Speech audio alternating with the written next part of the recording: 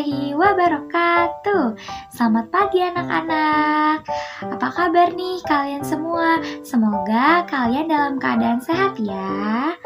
Oh iya, perkenalkan nama Ibu Anindi Zahwa Khairunisa. Panggil aja Ibu Zahwa. Nah, pada video pembelajaran kita kali ini, kita akan membahas tentang gaya. Ada yang tahu nggak sih apa itu gaya? Kalau kalian belum tahu, yuk kita belajar sama-sama. Setiap hari Minggu, Putra dan Putri selalu bermain sepeda. Nah, bagaimana caranya agar sepeda bisa bergerak? Ya, betul. Jadi, Putra dan Putri harus mengayuh pedal sepedanya agar dapat bergerak. Sepeda adalah benda, dan sepeda akan bergerak jika diberi gaya. Jadi, apa sih arti dari gaya?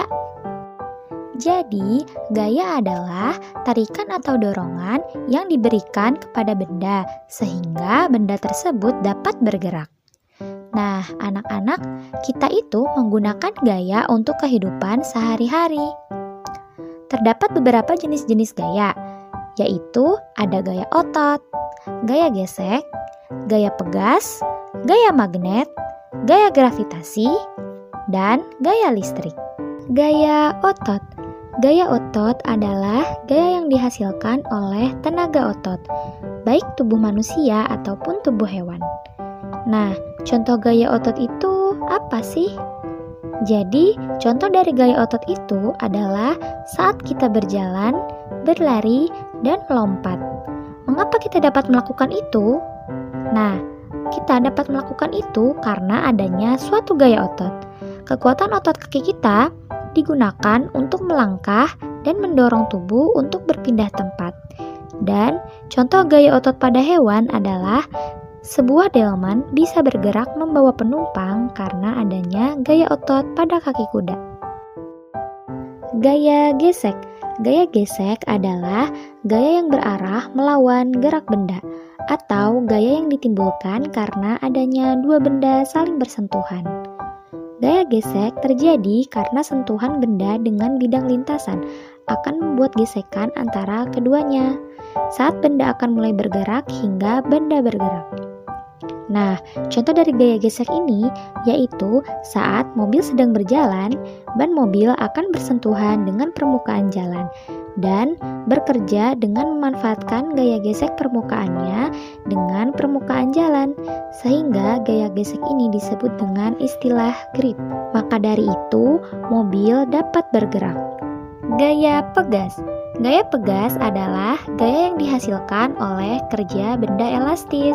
Kekuatan gaya pegas ini ditimbulkan oleh karet yang direnggangkan karena bersifat elastis. Contohnya, saat kita sedang bermain panahan, ketika kita menarik karet panah, lalu kita lepaskan, maka karet akan mendorong anak panah sehingga terlontar dengan cepat dan jauh. Nah, gaya ini yang dinamakan dengan gaya pegas. Nah, kalian pernah nggak nih main anak panah? Selanjutnya yaitu gaya magnet. Gaya magnet adalah gaya yang dihasilkan oleh magnet. Magnet dapat menarik benda dari besi atau baja. Nah, contoh dari gaya magnet itu apa sih? Nah, gaya magnet dapat dimanfaatkan pada pintu kulkas. Pintu kulkas yang dapat tertutup rapat karena adanya magnet. Magnet dapat menempel kuat di pintu kulkas karena adanya yang bekerja antara magnet dan material logam pada pintu kulkas. Hayo coba dicek kulkasnya. Ada nggak? Gaya gravitasi. Gaya gravitasi adalah gaya tarik-menarik yang terjadi di antara benda-benda yang berada di alam semesta.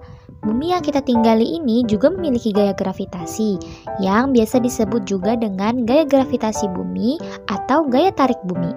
Makanya, kenapa setiap benda jatuh arahnya pasti ke bawah? Itu karena ditarik oleh gaya gravitasi. Dan mengapa manusia dapat berpijak di bumi? Itu juga terjadi karena adanya gaya gravitasi. Nah, kalau nggak ada gaya gravitasi, pasti semuanya akan melayang-layang dan akan jadi saling berantakan. Contoh dari gaya gravitasi yaitu ketika buah jatuh dari pohon. Ketika buah tumbuh di atas pohon yang telah tumbuh tinggi dan buah telah matang, buah akan jatuh secara alami ke tanah. Dan contoh selanjutnya yaitu saat turun hujan. Uap air yang menguap berasal dari permukaan bumi ini kembali lagi ke bumi. Dapat terlihat air hujan langsung jatuh ke tanah dan tidak melayang di udara. Karenanya keberadaan gaya gravitasi dapat terlihat jelas. Gaya listrik. Gaya listrik adalah jenis gaya yang berasal dari benda dengan muatan listrik. Benda-benda yang bermuatan listrik tersebut akan menghasilkan medan listrik. Contohnya, saat kita memakai kipas angin.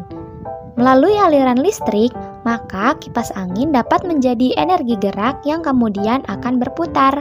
Kipas angin yang semula diam menjadi bergerak. Kenapa? Karena adanya gaya listrik.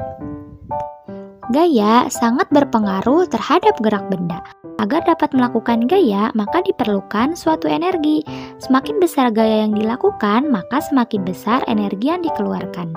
Apa aja sih pengaruh gaya terhadap gerak benda? Yang pertama, gaya dapat menggerakkan benda diam menjadi bergerak.